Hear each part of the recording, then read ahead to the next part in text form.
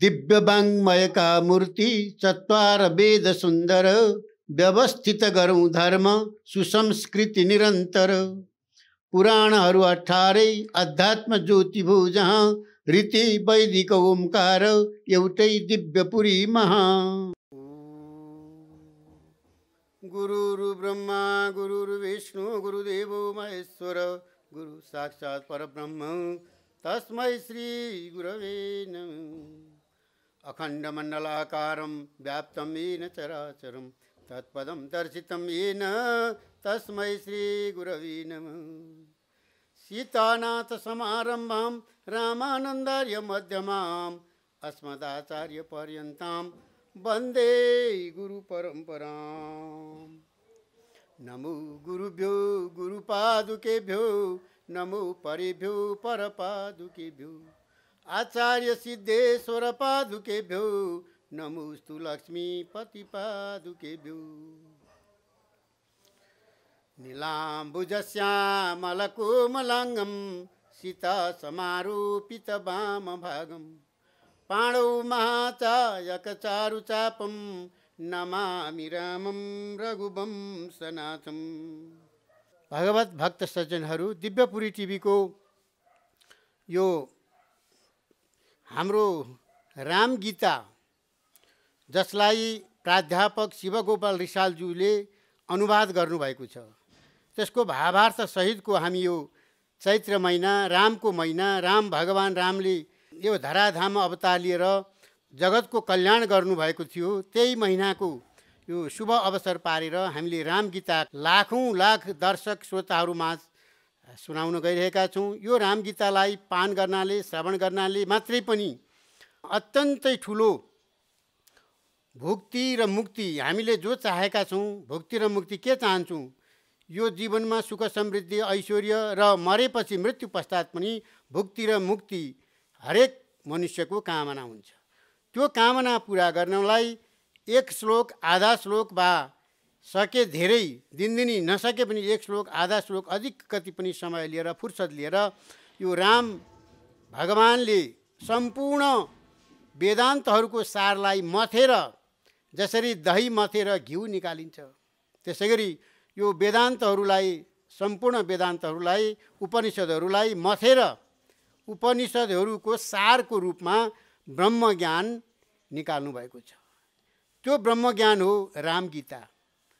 हाम्रा पितृकर्महरू गर्दा पनि हामीले भक्तहरू राम गीता श्रवण गऱ्यौँ भने, हाम्रा पितृहरूलाई श्रवण गरायौँ भने, ब्राह्मणद्वारा अथवा स्वयंद्वारा पनि राम गीता श्रवण गराइयो, पाठ गरियो भने पितृहरू मोक्ष हुन्छन् भनिएको छ। त्यस कारणले यस्तो अमूल्य यो ब्रह्मज्ञान जसलाई भनिन्छ, भगवान श्रीरामले जो पायोले त्यसै सजिलो प्राप्त गर्न नसकिने यो ब्रह्मज्ञान भगवान श्री रामचन्द्रले आफ्ना प्रिय भ्राता लक्ष्मणले गुरु भनेर सम्बोधन गर्नुभएको छ र उहाँले प्रश्न गर्नुहुन्छ, जसरी श्री कृष्ण भगवानले अर्जुनलाई दिनुभयो, के दिनुभयो भने गीता दिनुभयो, सम्पूर्ण सार गीता दिनुभयो, शास्त्रहरूको सार गीता दिनुभयो जसरी मथेर, त्यसै गरी कृष्णामृत हो त्यो गीता भने यो रामामृत, यो राम गीता जो महात्मा, यसको हामी महात्म्य पहिला श्रवण गर्नेछौँ, त्यसको भावार्थ पनि गर्नेछौँ, त्यसपछि कथा श्रवण गर्नेछौँ। राम गीता महात्म्य ब्रह्मोवाच श्रीराम गीता महात्म्यं कृष्णं जानाति शङ्कर तदर्धं गिरिजा वेत्ति तदर्धं वेद्म्यहं मुने। ब्रह्माजी भन्नुहुन्छ राम गीताको सम्पूर्ण महात्म्य त भगवान शङ्करले मात्रै जान्नुहुन्छ र त्यसको आधा पार्वतीजीले पनि आधा मात्रै जान्नुहुन्छ र त्यसको पनि आधा अर्थात् 1/4 मात्रै अंश मैले जान्दछु। तत्ते किञ्चित् प्रवक्ष्यामि कृष्णं वक्तुं न शक्यते यद् ज्ञात्वा तत्क्षणात् लोक चित्तशुद्धिमवाप्नुयात्। ममा राम गीताको सम्पूर्ण महात्म्य वर्णन गर्न सक्ने सामर्थ्य छैन, तथापि केही त वर्णन गर्दछु। यो महात्म्यलाई जानेपछि तत्कालै जान्ने मानिसको अन्तस्करण शुद्धि भइहाल्छ। पहिला अन्तस्करण शुद्धि नभइकन, मन नपखालिकन यो भगवत भक्ति मन जाँदैन। श्रीराम गीता यत् पापम न नाशयति नारद तन्न नशति तीर्थादौ लोके क्वापि कदाचन तन्न पश्याम्यहं लोके मार्गमाणोऽपि सर्वदा रामेणोपनिषद सिन्धु मुन्मथोत्पादितां मुदा लक्ष्मणाय अर्पितां गीता सुदां पीत्वा स्मरो भवे। हे नारद, नारदजी अगाडि बसेर सोध्नुहुन्छ ब्रह्माजीसँग।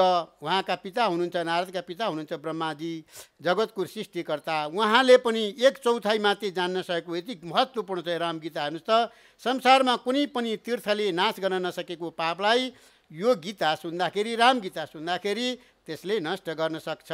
र संसारभर खोजे पनि यस्तो दिव्य, यो चाँडै पापलाई नाश गर्ने यो रामगीताले सबै प्रकारका पाप नाश गरिदिने हुनाले यस्तो दिव्य छ यो गीता, रामगीता।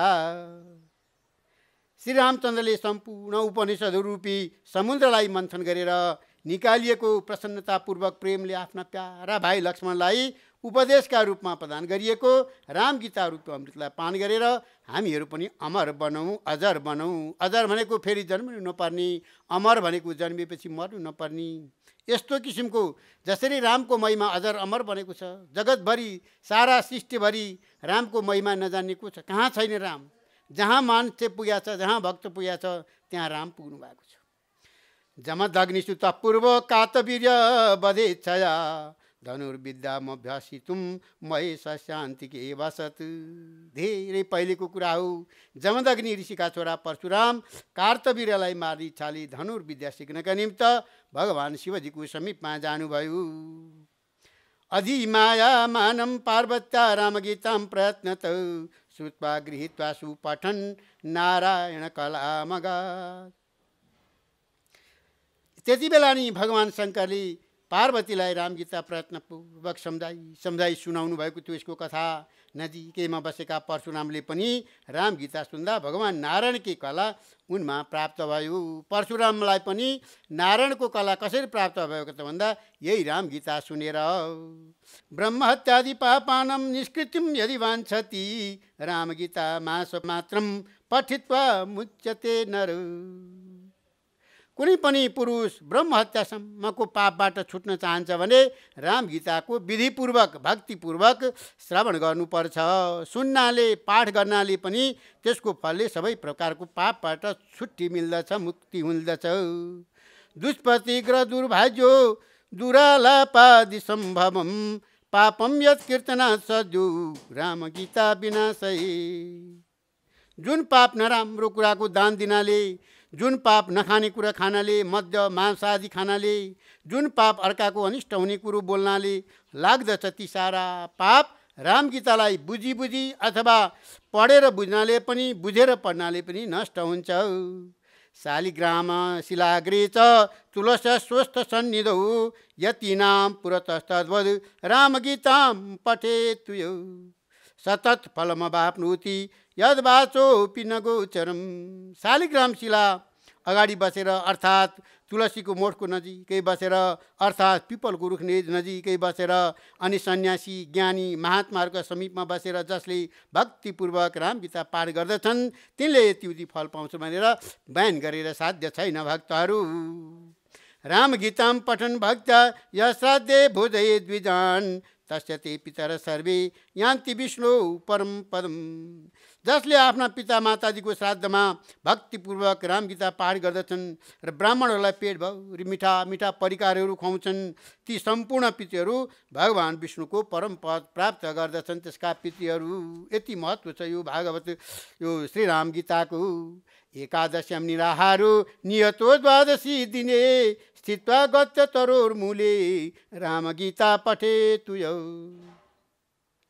एष एव राघव साक्षात् सर्वदेवैश्च पूज्यते।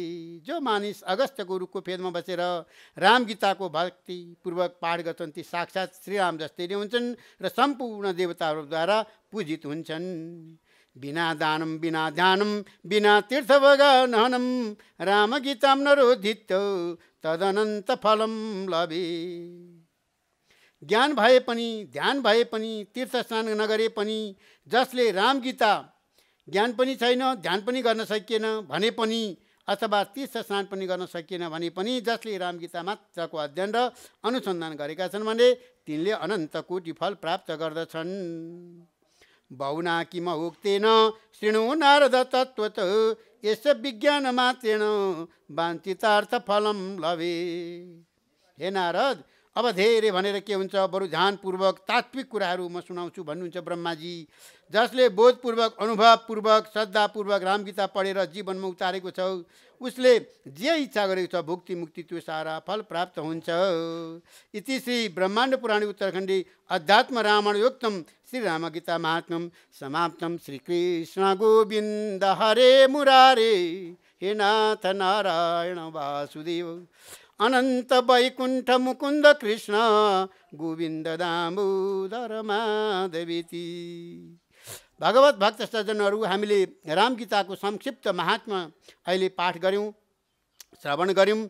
अब यसपछि हामी श्री रामगीताको उपोद्घातमा प्रवेश गर्दैछौँ। महादेव उवाच, महादेव भन्नुहुन्छ, ततु जगन्मङ्गल मङ्गलात्मना विधाय रामायण कीर्तिमुत्तमा चचार पूर्वाचरितं रघुत्तमो राजर्षि वर्यैरभिसेवितं यथा। श्री महादेवले भन्नुभयो, हे पार्वती, त्यसभन्दा पछाडि रघुकुल शिरोमणि भगवान रामले संसारको कल्याणका निमित्त धारण गरिएको आफ्नो दिव्य कल्याणमय शरीर अवतार जो मानव अवतार हुनुहुन्छ। भगवान राम पहिला ब्रह्माजीकै रूप हो र ब्रह्माले रामको अवतार लिएर आउनुभयो र राम अवतारले पनि फेरि मनुष्य अवतार लिएर लीला गर्न यो धराधाममा प्रवेश गर्नुभयो। भगवान श्री महादेवले भन्नुभयो, पार्वतीलाई साथमा राखेर अब रघुकुल शिरोमणि भगवान श्री रामले संसारको कल्याणका निमित्त यो दिव्य देह धारण गर्नुभयो। भगवान पहिले ब्रह्माजीको अवतार हुनुहुन्छ। ब्रह्माजीले रामको अवतार लिनुभएको थियो र रामले फेरि मानव अवतार लिएर यो धराधाममा प्रकट हुनुभयो। किनभने यो जगतको हितको लागि धर्म संस्थापनार्थाय सम्भवामि युगे युगे। दुष्टहरूको संहार गर्ने र साधु सन्तहरूको रक्षा गर्न, धर्मको संस्थापन गर्न म बेला बेलामा विभिन्न रूपले प्रकट हुन्छु भन्नुहुन्छ गीतामा भगवान। त्यसैले पहिलेका श्रेष्ठ राजर्षिले जस्तो गरी राम्रो आचरण गरेका थिए त्यस्तै गर्न लाग्नुभयो। धराधाममा आएर के गर्ने त, मनुष्य शरीर धारण गर्ने भन्दाखेरि हाम्रा पूर्वजहरूले, ऋषिमुनिहरूले हाम्रा जे जस्ता वैदिक सनातनी कर्महरू गरेका थिए तिनी कर्महरू अवलम्बन गर्न थाल्नुभयो। त्यसपछि अर्थात् रावण आदि लोकका अकण्टकहरू समाप्त पारिसकेर लोककै भावना अनुसार सीताजीलाई वाल्मीकि मुनिका आश्रममा पठाइसकेपछि जगतको मङ्गल कल्याण गर्नका लागि मङ्गल स्वरूप कारक पुरुषका रूपमा अवतरित भएर राजा रघुकुल जस्ता उत्तम कुलमा जन्म लिनुभयो र उत्तम चरित्र भएका रामचन्द्रले उत्तम पुरुषार्थ मोक्षको फल प्रदान गर्ने रामायण स्वरूप कीर्ति स्थापना गरेर आफ्ना पुर्खाहरूले राखेको पवित्र कीर्तिको मर्यादाभित्र रही प्रजाको पालन गर्नुभयो।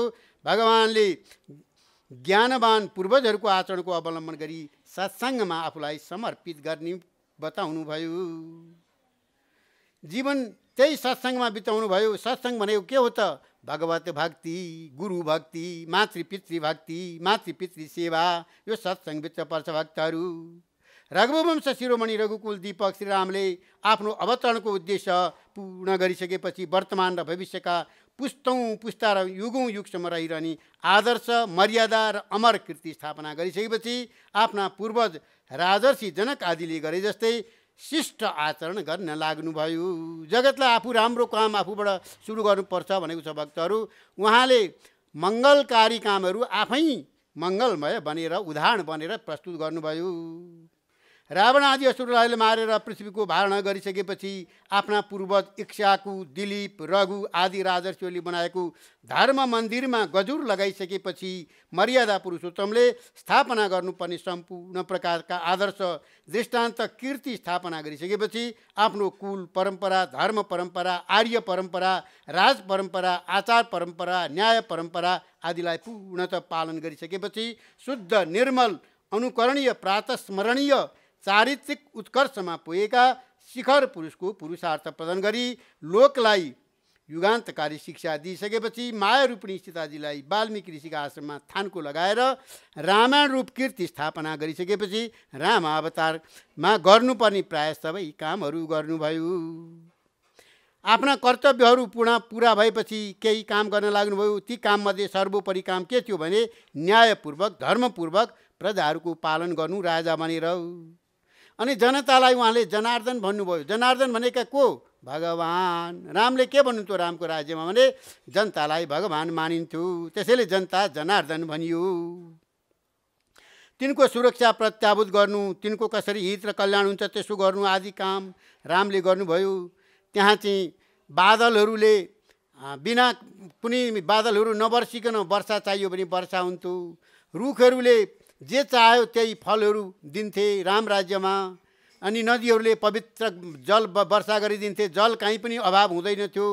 गाईहरूले दुध चाहेको बेलामा ढुङ्ग्रो लिएर गयो, बाल्टी लिएर गयो भने दुध दिन्थे। राम राज्य त्यस्तो थियो भक्तहरू। यहाँ जगन मङ्गल मङ्गलात्मना भनिएको छ भगवान् रामलाई। उहाँले मङ्गल आत्मा भएको हुनाले, आफू मङ्गल भएको हुनाले जगतलाई पनि मङ्गल गरिदिनु भयो। त्यसैले जगन मङ्गल मङ्गलात्मना भनिन्छ रामलाई। दुई शब्दले रामका चरित्र उत्कर्ष र मर्यादालाई द्योतन गरेका छन्। रामले जगतको मङ्गल अर्थात् कल्याण गर्नुभयो। मानिसको आत्मा पनि त्यत्तिकै माङ्गलिक हुनुपर्छ, त्यो उहाँमा थियो। राम मर्यादा पुरुषोत्तम हुनुहुन्थ्यो, उहाँको आत्मा मङ्गलले भरिएको थियो। मङ्गलमय व्यक्तिले नि अर्काको लोकको मङ्गल गर्न सक्दछ। रामले लोकको भौतिक वा वस्तुगत रूपमा मात्र मङ्गल गर्नु भएन, आध्यात्मिक वा आत्मगत रूपमा पनि मङ्गल गर्नुभयो। उहाँले भौतिक र लौकिक शान्ति प्रदान गर्नुभएका साथै आध्यात्मिक शान्ति पनि प्रदान गर्नुभयो। सगुण साकार ब्रह्मको पनि उहाँले ज्ञान दिलाउनु भयो। साथै निर्गुण निराकार ब्रह्मको प्रतिपादन गरी लोकको कल्याण गर्नु भएकोले दुई पटक मङ्गल शब्दको प्रयोग भएको हो। जगन मङ्गल मङ्गलात्मना दुई पटक प्रयोग भएको छ यो शब्द। त्यसैले जगत र आत्मासँग पनि मङ्गल गाँसिएको छ। यहाँ योगीहरू, गृहस्थहरू, राजाहरू रमाउँछन्। रमन्ते योगिनो अस्मिन् इति राम भनिन्छ। जहाँ रामको नाम सुन्ने बित्तिकै योगीहरू, सन्तहरू, साधुहरू, राजाहरू रमाउन थाल्छन्। अरे रमन्ते योगिनो अस्मिन् इति राम, रमण गर्दछन् ती हुन् राम। त्यसकारण रामतत्व, आत्मतत्व, ब्रह्मतत्व एकै हो। ब्रह्मनी रामको रूपमा अवतरित भएकोले राम सबैका प्रिय हुनुभयो र आफ्नो रामायण रूप कीर्ति स्थापना गर्नुभयो। रामायणमा रामको कीर्ति, गुण, ऐश्वर्य, वीर्य, त्याग, तपस्या, मर्यादा, कर्तव्य परायणता, आदर्श, सत्यता आदि अनन्त गुणको प्रत्यक्ष दर्शन गर्न पाइन्छ, अनुभव गर्न पाइन्छ। वास्तवमा रामायणले प्रतिपादन गर्न खोजेको मूल तत्त्व पनि यही नै हो। यस श्लोकमा रामको परिचय, कीर्ति, आदर्श, मर्यादा आदिको दिग्दर्शन गराइएको छ। रामले आफ्नो कीर्ति स्थापना मात्र गर्नु भएन, आफ्ना पूर्वज, आफ्ना माननीय अनुकरणीय चरित्र भएका राजर्षि जनक जस्ता ज्ञानवान राजाले गरे जस्तै सत्कार्यहरूको अनुकरण पनि गर्नुभयो। पुर्खाहरूको इतिहास भन्छौँ हामी, हाम्रो परम्परा, संस्कृति। त्यसैले संस्कृतिको जगेर्ना गर्नुपर्छ। पुराना पौराणिक मान्यताहरू, वैदिक मान्यताहरू, ती अनुकूल आचरण गर्नुपर्छ, व्यवहार गर्नुपर्छ भनिएको ब्रह्मचिन्तन, सत्सङ्ग, आत्मानुसन्धान, ज्ञानीहरूको सम्मान जस्ता कर्महरू गर्नुभयो र गर्न लगाउनु भयो अरूलाई पनि रामले।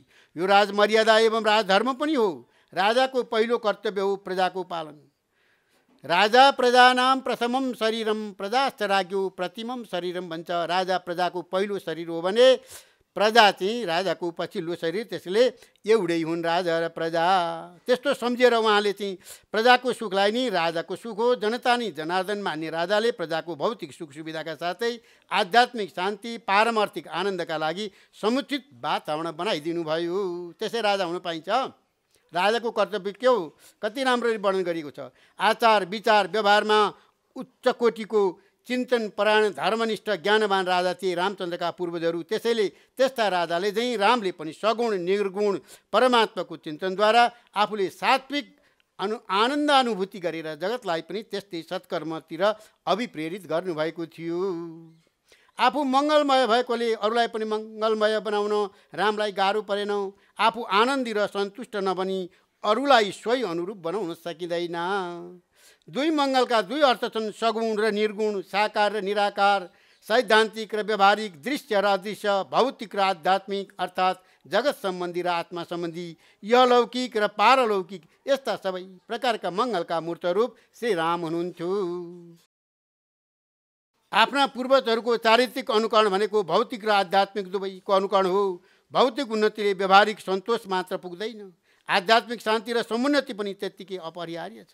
यी दुवै पक्षलाई दुईवटा मङ्गल शब्दले द्योतन गरेका छन्। एक मङ्गल हो सांसारिक सुख आफूले प्राप्त गर्नु र त्यसै सुख जनता जनार्दनलाई पनि प्रदान गर्नु, र अर्को मङ्गल हो आध्यात्मिक अखण्ड आनन्दको अनुभूति आफूले प्राप्त गर्नु र त्यसै अखण्ड शाश्वत वैदिक सनातन आनन्द शान्ति सन्तुष्टि प्राप्त गर्ने वातावरण जनताहरूका लागि पनि निर्माण गरिदिनु पर्दछ। राजाले गर्नुपर्ने कर्तव्य सम्पादन गर्नुभयो, सम्पन्न गर्नुभयो रामले। राजाले गर्नुपर्ने मूल कर्तव्य कर्म यही नै हो। दुवै सत्कर्म रामले सफलतापूर्वक सम्पादन गर्नुभयो, सम्पन्न गर्नुभयो। सूर्य चन्द्र र उन्जेलसम्मका लागि आफ्नो अमर कीर्ति स्थापना गर्नुभयो। आफ्नो अनुकरणीय आदर्श व्यवहारले आफूले दुःख भोगेर भए पनि अरूको शान्ति र अरूको सुखको कामना गर्ने ऊर्ध्वमुखी प्रवृत्तिले गर्दा राम मर्यादा पुरुषोत्तम बन्नुभयो। श्रीरामलाई आदर्श पुत्र, आदर्श पति, आदर्श मित्र, आदर्श राजा, आदर्श दाजु र आदर्शका एक पवित्र पुञ्ज नै बन्नुभयो। यही कुराको अमर अभिलेख हो रामायण। यसमा रामको उत्तम कीर्ति पाताकाहरू यत्र तत्र सर्वत्र ध्वजा फहराइरहेका छन्। श्रीरामचन्द्र चरणौ मनसा स्मरामि, श्रीरामचन्द्र चरणौ वचसा वदामि, श्रीरामचन्द्र चरणौ शिरसा नमामि, श्रीरामचन्द्र चरणौ शरणं प्रपद्ये। माता रामो मत्पिता रामचन्द्र, स्वामी रामो मत्सखा राघवेश, सर्वसम्मे रामचन्द्र दयालु, नान्यं जाने नैव जाने न जाने। रामाय रामभद्राय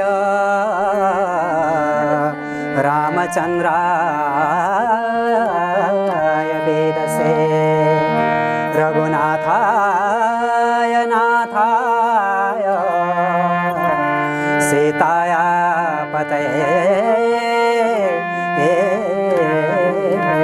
नमः। श्री राम कथा को अमर करे घरे घरे दिव्य पुरे छायो, घरे घरे दिव्य पुरे। श्री राम कथा को अमर गरिमा छायो, घरे घरे दिव्य पुरे छायो, घरे घरे दिव्य पुरे।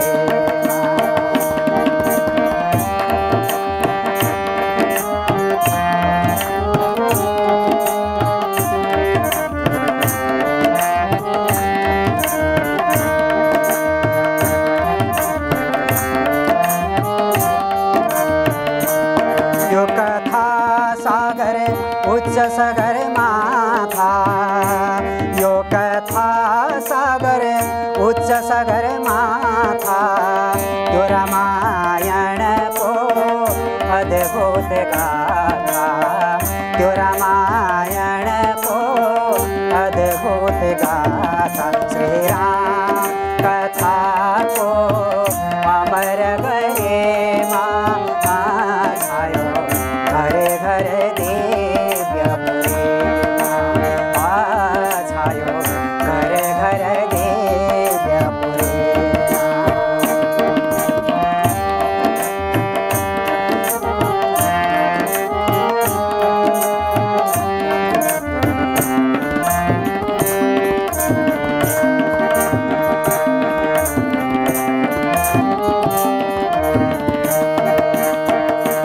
यो कथा हो श्री रामचरित्र को, यो कथा हो श्री रामचरित्र को, तुलसीदास को हृदय भेत्र को, तुलसीदास को हृदय भेत्र को। श्री राम कथा को अमर गरिमा छायो, घरे घरे दिव्य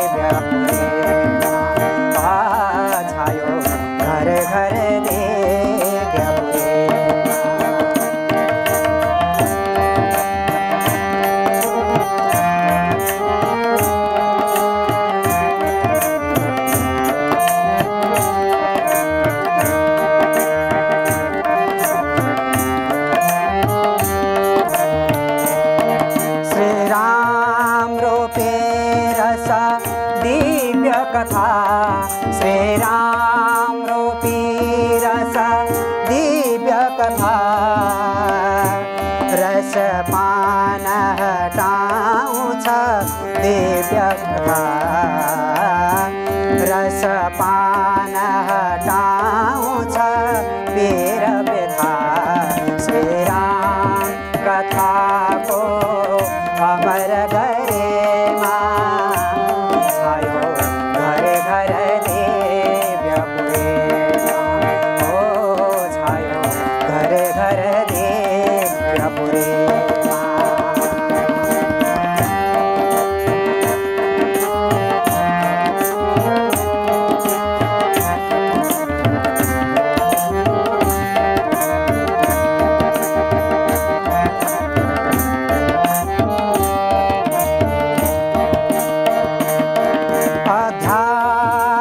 पन्थमा मुक्ति सोपान अध्यात्म पन्थमा मुक्ति सोपान हरिकै कीर्तन हरि गुण गाना हरिकै कीर्तन हरि गुण गाना श्री राम कथाको अमर महिमा छायो घर घर दिव्य पुरेमा श्री राम कथाको अमर महिमा छायो घर घर दिव्य पुरेमा छायो घर घर दिव्य पुरेमा छायो घर घर दिव्य पुरेमा। श्री रामचंद्र भगवान को भक्तवत्सल भगवान को जय हो। थप भिडियोहरूको लागि हाम्रो च्यानल सब्स्क्राइब गर्नुहोस् र छेउमा रहेको बेल आइकन पनि दबाउनुहोस्।